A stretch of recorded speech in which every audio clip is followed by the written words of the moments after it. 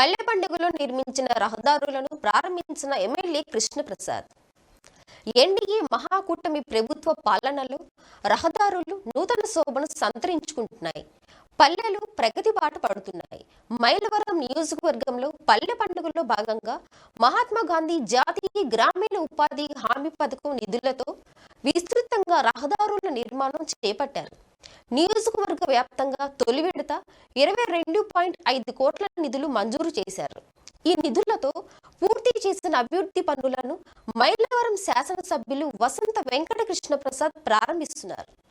ఇబ్రహీంపట్నం మండలం మూలపాడు గ్రామంలో 75 లక్షల నిధులతో నిర్మించిన రహదారులను శాసనసభ్యులు కృష్ణప్రసాద్ బుధవారం ప్రారంభించారు. ఈ సందర్భంగా ఎమ్మెల్యే కృష్ణప్రసాద్ మాట్లాడుతూ మూలపాడు గ్రామ అభివృద్ధికి మరో 1.5 కోట్ల రూపాయల నిధులు కేటాయిస్తున్నట్లు ప్రకటించారు.